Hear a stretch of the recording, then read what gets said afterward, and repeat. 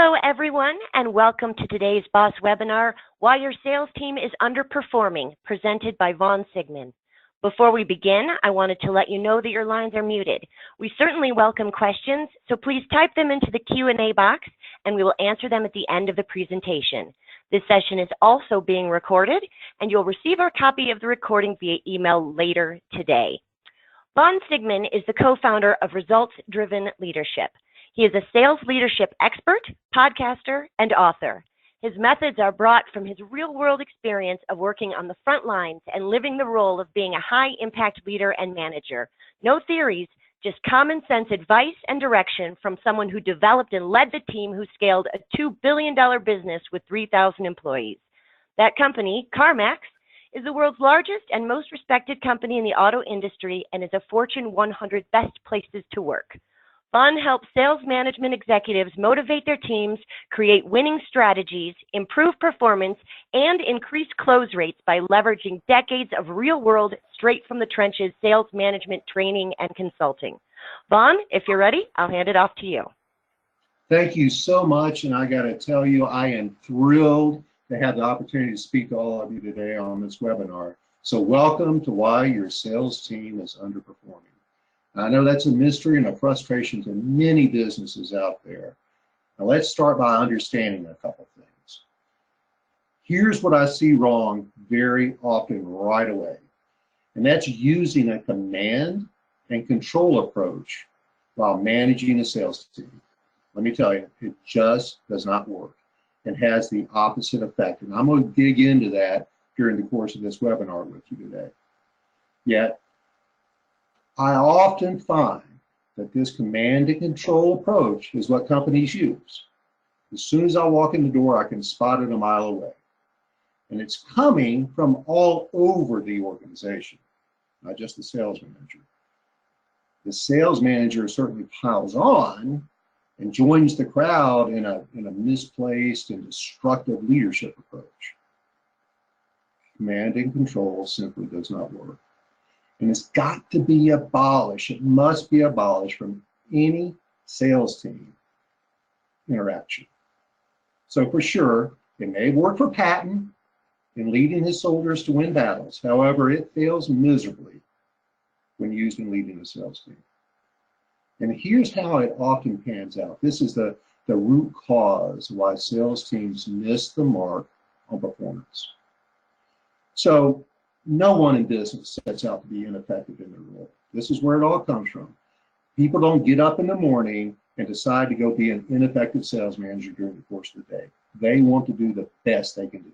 However, many sales managers are set up to fail because they aren't taught what they need to know to be successful after promotion from sales to sales management. And of course, the latter demands an entirely different set of skills than those required for being a success in selling. And most sales managers, and it's probably north of 80%, most sales managers don't receive any education on leadership, any educational training, coaching, budgets, which leads to mistakes and missed revenue goals. It's the classic assumption that great leaders are born, not developed. Now, there's a lot packed up in that statement, I know. And my goal in this webinar is to share with you the number one reason a top-notch sales leader succeeds at high levels and recognize what's often not taught to new sales managers that affect consistent sales revenues and create lower performing results. My goal today is to help you discover the 5 critical tactics that are very often missed in sales management due to this lack of education. So in order for your sales team to perform at their best, they need motivation, they need coaching, and they need excellent encouragement. And without proper support and encouragement from management, they won't feel motivated. Well, let's go to my old friend Yogi Berra. He said 90% of baseball is mental and the other half is physical. Well, Of course, his math was a little screwed up, but that is exactly the same formula that highly successful sales professionals live by. Yes, there's a physical, functional, tactical side of self. However, Yogi hits it right on the head. I was going to say right out of the park, but that's too punny. I said it anyway. The key to sales success is 90% mental. And if you keep that in mind when you're managing and leading the sales team, understanding that mental drive, that mental aspect that is critically important to their success, well, you've got the basis that you can build on to get higher performance out of your sales team. Now, from our experience in working with sales leaders, well, it's taught us that the one thing that separates successful sales professionals from underperformers is the mental and emotional discipline they possess. And most certainly, their sales manager has a direct effect on them. Think of their motivation as a mental balloon. I love this visual. So think about their mental motivation as a balloon. It has to be properly inflated. And at times, certainly, you're going to need to leak a little air out. You're going to need to take some air out. Yet, they may sometimes have some missteps that need to be addressed. You have to discuss performance issues. You need to talk to them about missed quotas, maybe some administrative miscues. But you have to be able to keep it inflated at the proper PSI. And if you continue, here's what happens. If you continue to let out with no reinflation, that air out of that mental balloon, you end up with a deflated balloon that they may be able to get filled again, but they may not be able to get filled again. And I'm going to share with you a story in a few minutes of how that works. So, yes, again, you're going to have to take some air out from time to time, but you have to come back with encouragement and recognition to reinflate.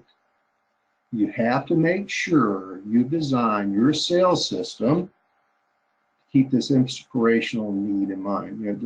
Your sales process, your compensation program, when you're conducting sales meetings, sales coachings, sales trainings, this need for motivation and inspiration and keeping their mental balloons filled always has to be kept in mind. Keep inspiration for what you are about to communicate. Think about what you're about to say or communicate to a sales team. Keep that motivation, keep that inspiration in mind as a guiding principle, and you're going to minimize over deflating that mental balloon. There's an old saying, it's not what you say, it's how you make people feel.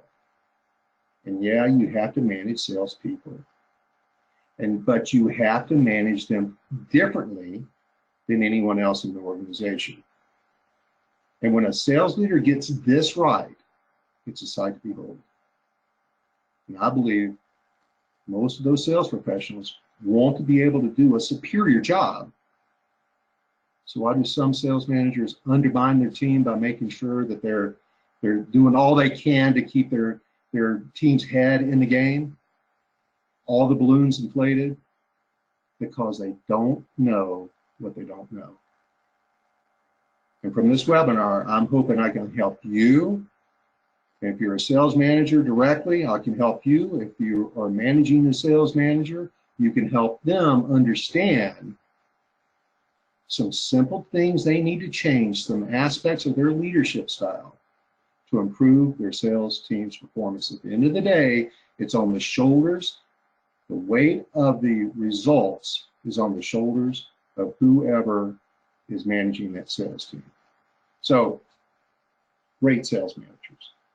They understand that you cannot intimidate, analyze like a psychologist, or lecture like a professional to motivate salespeople to improve their results. And if you are in any way doing this, or have ever attempted to follow this logic, well, be prepared for the consequences, and you're not going to like them. To lead salespeople effectively, you must find ways to both inspire them when things are going well, and move them forward emotionally when their sales are not meeting expectations. And again, you cannot manage salespeople or sales teams like anyone else in the organization. This is the single biggest mistake I see in companies that are attempting to improve their performance of their team. And in today's webinar, I'm going to share why that is. More importantly, I'm going to share the inspirational tactics that you can begin using immediately to drive improved performance with your team. So let's just get this out of the way. Why am I qualified? Why am I qualified to be on this webinar and share instructions on how you can improve your sales team's performance? So I've led sales team successful front lines for decades. And I was once a very, very bad sales leader. And I think most successful people had to start by learning what they're doing wrong. More importantly, how to fix it and get better at it.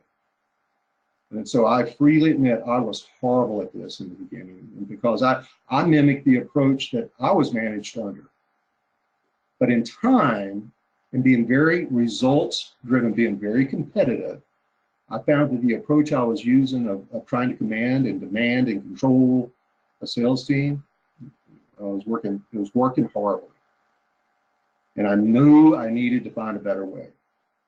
So I began studying the behaviors of my sales management peers who were much more successful than me. And I found what their best practices and approaches. See, I stole from other people. I was a thief. I was a thief of best practices. I found their best practices and their approaches, and I began copying them. I began making them mine. And that inspired me to start reading books and taking training classes to discover more effective ways, the most effective ways to gain success through a sales team. And so essentially I was self-educated. I self-educated myself to improve. I think I'm fairly rare that most people aren't driven to put as much work as I did, that much self-reflection into what I needed to do in order to change the results of my team. I owned the results of my team, and they weren't very good.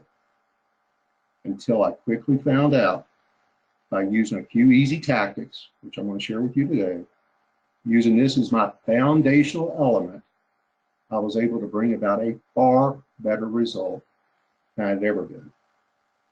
And again, back to that mental aspect, you cannot forget that 90% of the success of a salesperson is mental. It comes from where their head is at, where their attitude is at. And certainly aptitude is very important, but you have to have the combination of both. They have to know how to and have the drive to be successful. And even with the best aptitude in the world, if the salesperson's head is not in the game, you're never going to realize the level of success you expect out of that salesperson. It's just not going to happen. And just this fact alone should make it clear. Name me any other profession, any other position in any company that faces more rejection than a salesperson. And depending on the industry and the type of sale you're making, whether it's B2B, B2C, the close rates vary. Averages are debatable. But a common close rate in B2B is around 20%. So let's consider this. They're failing 80% of the time. They're not being called back. Emails are not being responded to. They're being shut down by gatekeepers. They're being underbid by the competition. They're being stood up for appointments and generally mistreated due to the poor view most people in the world have regarding sales professionals. And this stuff happens every single day. You got to know that this creates a level of wear and tear on their mental attitude. And the last thing they need from a leader is for that leader to pile on. So what's the prescription? What's the cure to a poor mental state of health? It's inspiration. Now, I'm not saying you need to coddle salespeople. No, they have to be accountable just like everybody else. But it's how you hold them accountable. It's the culture you create. If you want to build a strong professional relationship that breeds determination determination that fights through all the mental setbacks that they face, you must be able to inspire them and create success for not only themselves, but to make you proud of them. So I'm gonna finish my story about why I'm qualified. I went on, as Carol was saying earlier, I went on my corporate climb to where I was responsible for over 100 sales managers and running a $2 billion region. And the tactics I'm sharing with you today have been battle tested and proven for long-term success. And it's not just in the industry my corporate career came from. It works in multiple industries, in all kinds of sales environments. I need to also get a few things straight with you. I want to share with you what I believe are a few misunderstandings. So early on, I personally quickly found out that inspiration does not come with the title. Just because you're a sales manager does not make you inspirational. Just because you have once been a great salesperson before becoming a sales manager does not make you inspirational. At the end of this topic, you're going to understand what you need to work on, or your sales manager needs to work on, to develop that ability of becoming inspirational. Mastering the art of inspiration is not the work of a day, not the work of a weekend. It's not a weekend seminar. You're not going to get it from this webinar. It is long-term personal growth. You've got to be committed to continuous improvement and continuing to work on it. You must learn to inspire a team. Now, let me dispel a few other things very quickly. You do not and should not ever try to be rah-rah. Glenn Gary, Glenn Ross, and The Wolf of Wall Street were movies, not training videos. So being a rah-rah cheerleader, I'm not asking you to be. The best sales managers I've known, and I've worked with a lot of them, are not rah-rah. But they're good, and in many cases, great at arousing, engaging, and satisfying the emotions of their sales staff. And that in turn produces outstanding results. Here's another myth we've got to talk about. Watch me do it, and then you do it. You see, many sales managers, especially those who are former successful salespeople, tend to skip the need to inspire. Instead, they feel the best way to motivate their sales team is by pointing out their own outstanding personal sales results. And they believe by doing that, by pointing out their own great sales results and how awesome they were as salespeople, well, that's motivation. It's motivational by showing their team what's achievable. Well, that view also is ego-driven. It's smelled out as ego-driven, as being self-centered. And that best practice of do it the way I did it is so wrong. It just does not work. In fact, if you believe that in order to be an effective, successful sales manager, that you once had to be a great sales superstar, I got to tell you, in all the years, I found out otherwise. Remember, I had over 100, and I had to find those 100. And most of those were promoted from within, from the sales ranks. Yeah, they have to have some sales experience, but they did not have to be a superstar. In fact, my worst sales managers were former superstars. I've made that mistake, and I've learned from it. I found that being a great sales superstar does not create the chemistry which you need to be a successful sales manager. It's two different skill sets. And I found this not only with my own teams, but with the teams I work with within my training practice. So all that said, I'm finally going to get to the point of the webinar today. I'm going to share with you the 5 inspirational tactics to be a results-driven sales manager. So are you ready? Let's start with number 1.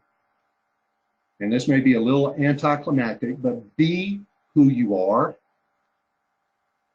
By attempting to be something that you're not, that creates a ton of animosity and disrespect. You've got to admit your weaknesses, what you're not good at, what you don't know. Highly successful sales managers submit themselves to a mirror test every single day. And all employees, but particularly salespeople, they smell this out faster than anybody else. They desire an affiliation with people who have clarity about who they are. And I would argue with most that the sales profession breeds more self-development, the need or the focus or the desire for self-development than any other profession. And so when a sales professional is working for someone who is trying to be something they're not, it hits them squarely in the attitude. And so a sales manager has to have clarity and genuineness. And when they have that, when they're really honest with who they are and what they can be, that has a huge impact on their ability to inspire your salespeople. Tactic number 2. Oh boy, was I bad at this. I was so horrible at this. So test. You've got to test before introducing any new methods. You got to test and prove out methods and tools before you roll them out. And again, I was awful. In the beginning, every new idea I had, I went running to the team with the flavor of the week, the idea of the month, around sales challenges, around approaching new ways, new tools. And unfortunately, it took me a little time to realize this, but once I realized that I was not only, these ideas weren't being adopted, weren't being executed, weren't being followed, but I was driving everybody crazy with these ideas. So I changed my approach. I became much more strategic with it. You've got to be able to test these ideas of sales improvement, whether it's a tactic, a tool, a training, and you got to develop that idea with one or a limited number of salespeople before attempting to roll it out to the entire team. Because if you roll out a new technique or a sales tool before you test it and it doesn't work, well, it becomes a major emotional downer for your sales team. It plants a seed of doubt, a lack of trust for any new process that you bring along in the future. To manage change, and this is in every leadership role, to manage change, you have to have buy-in, but especially with the sales team. Don't risk this buy-in by rushing into changes and new ideas without proving it, testing it, and making sure it works. Tactic number 3. Unfortunately, the need to understand each team member's unique emotional need is where the vast majority of uninformed sales managers head disastrously. Each individual member of your sales team must be inspired in the way they need to be inspired. It's not one size fits all. Everybody has their own individual unique need and approach for inspiration. And I learned the approach of attempting to motivate a team and all team members as a group all at once. Well, that might be really efficient, but it's not very effective. You can bring them all into a room, whether it's 3 people, 30 people, 300 salespeople into a room, and try to get them inspired and motivated as a group, but it's nearly impossible to do. That's very efficient. You can get 30 people in a room, get it done in an hour, and send them out and feel really good that you did your part. But in fact, you're undermining what you're attempting to achieve. You will have zero, if no, inspirational effect on that. Maybe short term, maybe they'll go on a sprint for you for a little bit, but sustained long-term sales improvement or inspiration, not going to happen when you approach it as a group. Underperforming sales managers make this mistake, and as it turns out, needlessly, by focusing only on the team as a whole. And they're overlooking the importance of inspiring the individual members of their sales team. And yep, it takes longer and it's more work. I get that. But building the relationship and inspiring each individual is the only way to get maximum results out of a team. You've got to inflate those balloons individually. You've got to get to know each person's motivation, their personal vision, what drives them. Yeah, some are motivated by money, but money's not everything. Some are driven by autonomy. Some are driven by contribution. Some are driven by status. But for sure, it's not only money. Tactic number 4. You got to put the sales team first. You must be willing to stand up for and defend your sales team. You got to protect them from the forces of evil. And that evil comes from accounting, and it comes from shipping, and it comes from all other parts of the organization that sometimes have to be, you have to protect them from that. It comes from above. It comes from peers. It comes from all kinds of places. You've got to protect them. You've got to keep that mental balloon inflated. You cannot let somebody else step in and deflate their balloons. Another very important part of this is you've got to give credit. You've got to give all the credit. And you, as a sales manager, you've got to take all the blame. Don't ever try to take individual credit for the success of your team. Don't ever allow them to see you blame them for poor sales results. To get things done, don't mind who gets the credit for doing them. Give all the success, the credit for success to your sales team, and then put all the blame on your shoulders. They will love you for that, and they'll go through walls when you protect them like that. You got to put the sales team first. Here's a few rules. Always sharing credit for the sales team's success. I've talked about that. An inspirational sales manager does not make themselves look better than anyone else on the sales team. They don't flaunt their power or enforce their power over a sales team. They've got to be very adept at showing pride in the sales team rather than pride limited to either themselves or some of the sales achievement superstars. You can't play favorites. You've got to spread the praise and the recognition. And you got to have the back of your sales team. And it requires you to do what must reasonably be done to stand up for your team when there are problems or conflicts. And I'm going to share with you a story that I think puts this into a better perspective for some people. And remember the important statement I made in the beginning. 90% of sales success is mental. However, sales managers can forget this major rule by falling to pressure to enforce a rule at the wrong time and in the wrong way.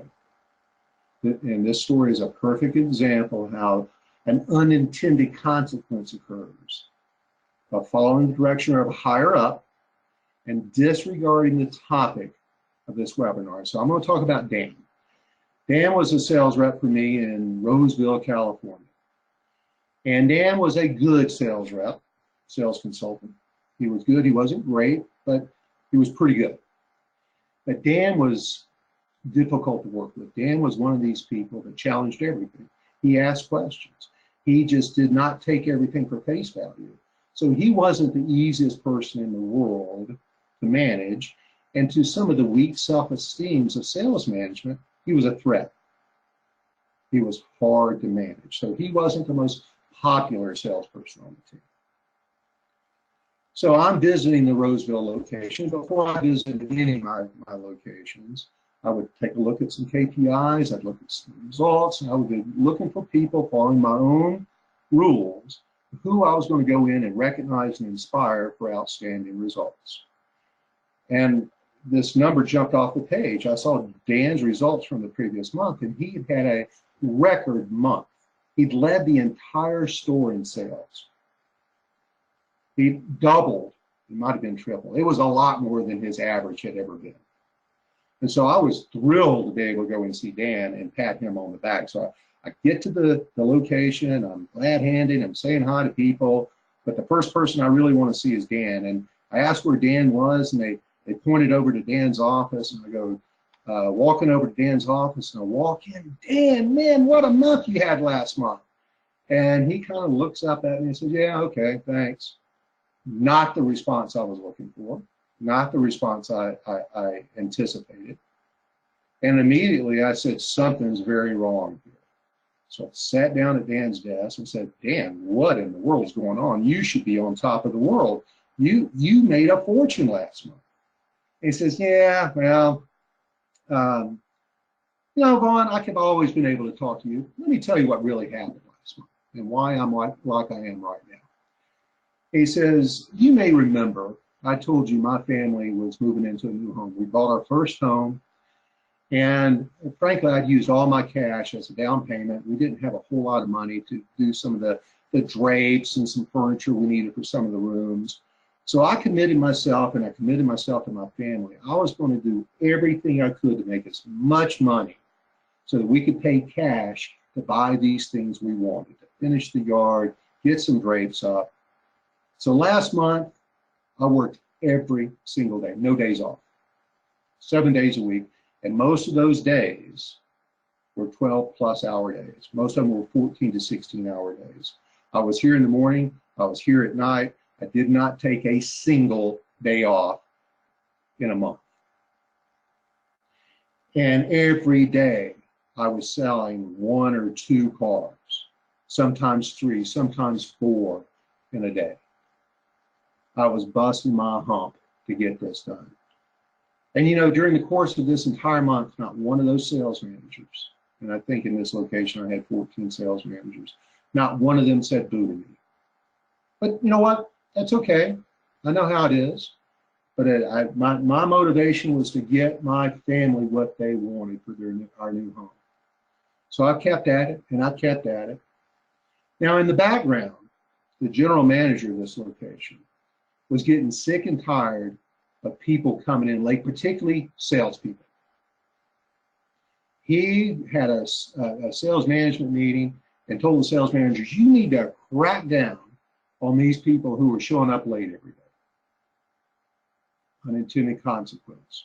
So a couple of those sales managers were looking for salespeople to show up late.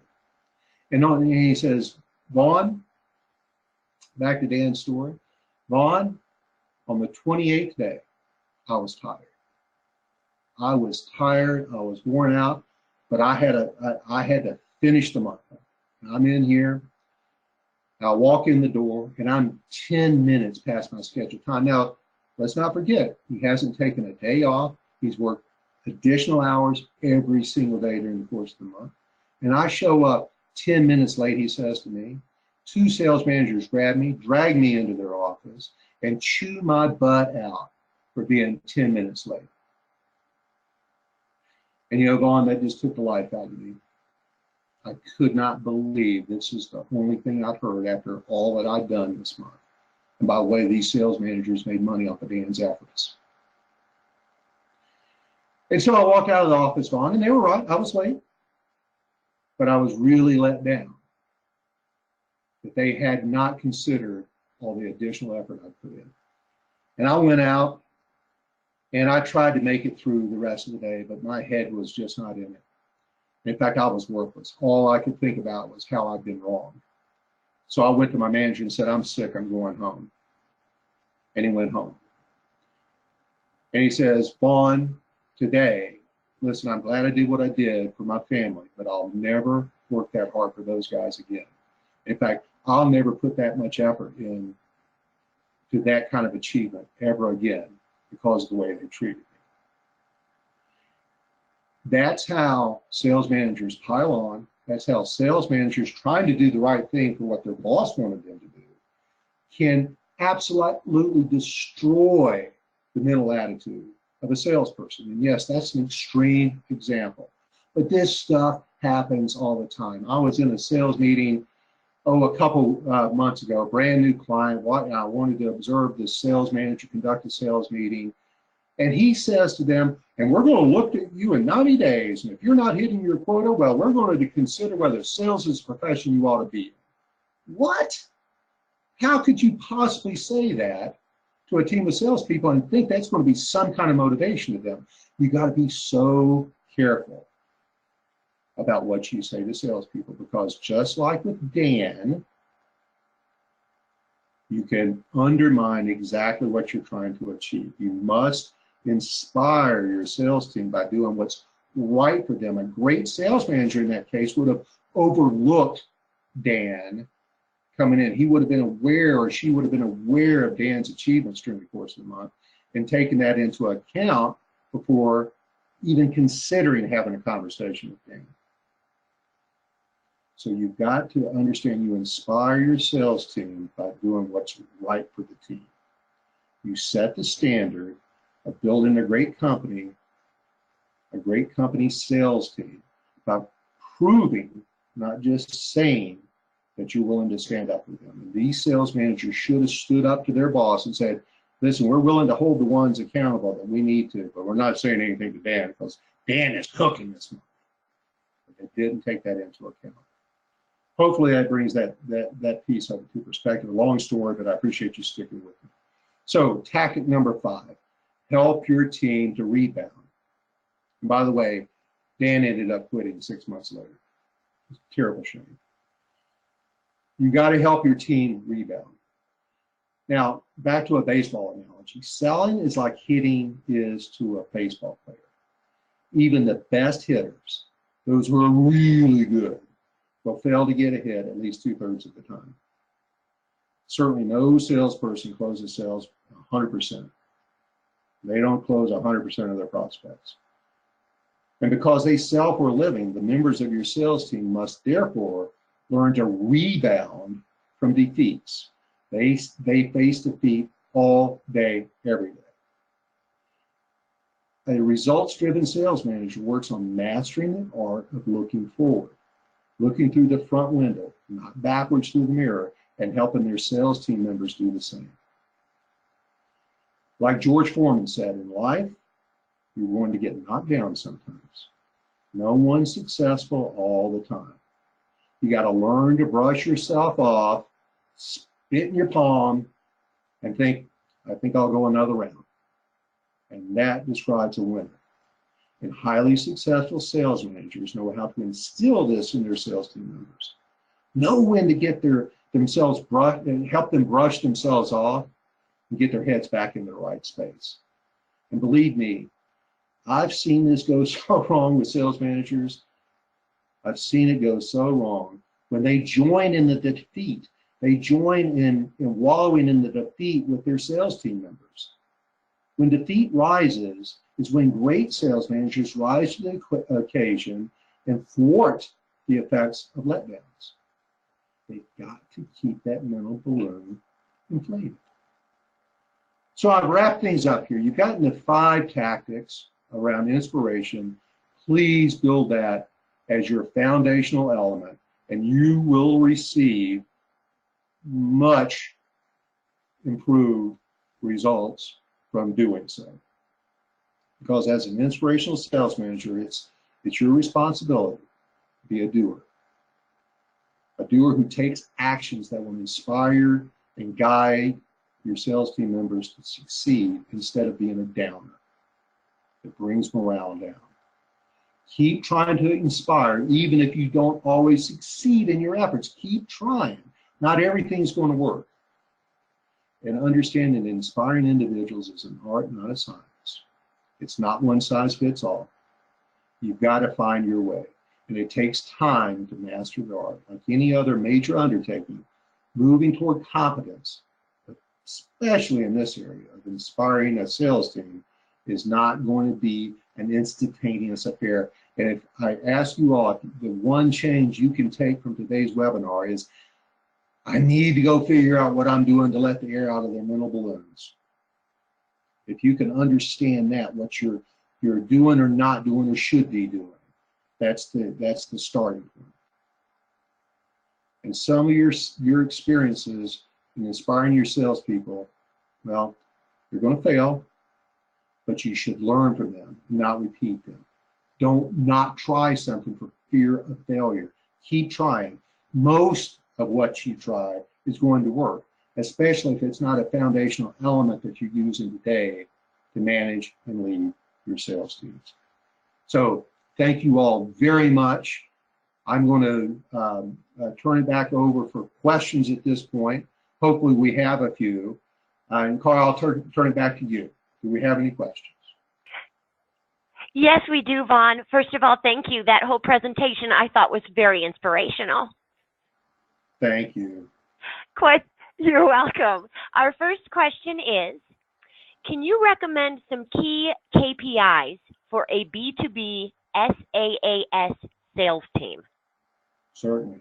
So, not understanding your sales process, not seeing it in writing, but some of the basics that you have to look at is, well, let me back up just a minute. So we're never looking to close a sale right away. That's just, especially in your industry. But what we are trying to do is close for the next step. And so we've got to understand what elements create the next step. And we've got to understand, well, how many phone calls is that? How many appointments need to be set? How many appointments are kept? What are the results of those? What's the next step after that appointment? What's the time to sell? What's the days to sell? And when you start getting those kind of elements in your KPI profile, and then you can look, there's going to be a range, and you're going to have some people at the low range and some people at the high range. But understanding what steps, what tactics have to be taken, then when you recognize who the top 20% are, or who your top performers are in achieving not only the numbers of the KPIs, but the results you're looking for in sales. The results from phone calls leading to an appointment leading to a next step leading to a close. You've got to study the behaviors. So yes, you've got to have KPIs from a data standpoint, but what's more important, in my opinion, my very strong opinion, is you've got to understand the behaviors that drive those numbers. What has to be said or done during the course of that meeting? What has to be said or done? What are your best performers say or do? What are their behaviors that you can then take as a training element and teach others who may not be aware of this is how you do it? And I'm back to KPIs just for a second. If you manage numbers too closely as an organization, well, you'll probably get the numbers. I don't know that you'll get the end results you're looking for. So I always coach executives in sales to manage behaviors, understand the behaviors, manage those within those KPIs. Put behaviors first, KPIs second. And so again, back to your direct question, phone calls, appointments, meetings, follow-ups, and then days to close. Those are the ones I think work the best for your industry. Thanks for asking. Hopefully that helps. Excellent. Next question. How can a salesperson provide these tips to their sales manager in a tactful manner? That is a really difficult thing now, and most sales teams have a leader, and you got to identify. Sometimes you have to work through others within your sales team, and if you've got somebody that you know has a solid, strong relationship with the sales manager, and that person can be your celebrity spokesmodel, your spokesperson to go say, hey, there's something I've noticed that you might need to learn about. And here's what I see that you may be doing wrong. And there may be a better way. And listen, I got an ebook I'll share with you on this very topic, but here's a piece of material, here's a YouTube video, here is a webinar you can go to help you understand how you might be able to get more out of your sales team. And you've got to find what with a sales manager, especially when the bottom is trying to move up with them, One, they can't be threatened by the conversation, so it has to be the right relationship. Or you could go around this sales manager. This is very risky. You can go around that sales manager and go to their supervisor and say, hey, listen, I want to help them perform their job at a higher level. Here's what I believe they're missing. This is specifically what they're doing to drive inspiration out of the process. And some of the things I believe if they could just make a few little tweaks to their approach, they could generally improve their success. Then you inspire the supervisor of the sales manager to go and have that discussion. So it's a tricky situation, but listen, I'm a very direct guy, and I very often, if I've got the level of respect, the mutual respect with somebody, I'm more than happy to have that conversation. And I can tell you, most sales managers are driven to improve. Most sales managers want to do a better job. And unless they have a super weak self-esteem, they'll take that feedback from somebody they'll respect on the sales team. Hopefully that helps. Excellent. And that actually leads very well into the next question we have here. How about inspiring a sales manager? How do you inspire the sales manager? How do you inspire a sales manager? So what motivates them? What is their vision for their future? So many sales managers were driven to become sales managers through recognition and promotion, through their career advancement. And once they reach that sales management level, most of the time people who are that driven to reach that level, they want to get to the next level. And so setting a career roadmap, these are the milestones, these are the achievements, having a candid discussion, but having a good strategic plan of what this sales manager needs to do to move from sales management to vice president of sales, move to sales management to another higher level in the corporate ladder. That's typically the inspiration. So you got to find their motivating factor. You got to find what their button is. But once you understand what their button is, and that was just one example, again, I love asking questions, and questions seem to help people self-discover a lot better. And if I was a supervisor of a sales manager I knew needed to improve their game, up their game on inspiration, I'd have a one-on-one discussion with them and say, hey, I just came off a webinar, and this guy who claims himself to be an expert in sales, and I got to take him for his word, says that sales managers have to be inspiration. What are your thoughts on that? What are some of the things you believe you do to inspire your team? What do you think some of the things you could be doing that you're not doing? What are some of the things you think you misstep on from time to time that undermines your inspiration? How do you think some of the tactics or the conversations you have undermine your ability to be inspirational or motivational to the team? Have you talked to your team about what you could be doing to better motivate them? And your team will generally be, unless again this person is an ogre, the sales manager is an ogre. The sales teams I found in decades of working with them have found they'll be pretty honest with the sales manager because they want to get that heat off of them. And most sales people have a personality type that is optimistic, they're trusting, they're giving, they want to please, they want to help, and they're willing to have that conversation. The right ones are willing to have that conversation to help a sales manager improve, but turning it back and maybe even talking to the sales team and saying, hey, what do you think this person should be doing so I can coach them to improve inspirational results? And getting firsthand knowledge, because here's what this conversation can look like. It can lead to very ineffectively is, well, are you doing this? Yep, I'm doing that. Or how about this? Have you ever thought about doing? Yeah, already doing that. And there's this sense of denial because that's protecting themselves from embarrassment or from appearing to their boss that they're doing a poor job.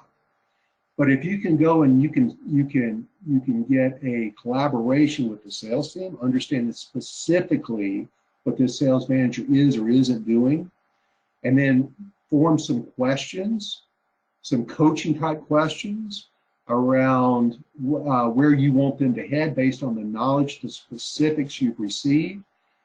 And it takes some time, it takes some self-discovery, but asking the right questions generally will uncover the motivation that that sales manager has in them to go make the right moves to improve. So let me also say this.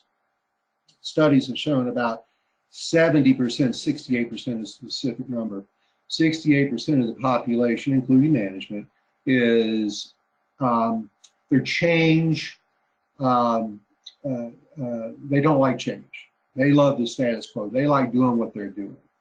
And it takes some catalyst. It takes some level of data or knowledge or some event to take place for them to all of a sudden realize that there's change needed.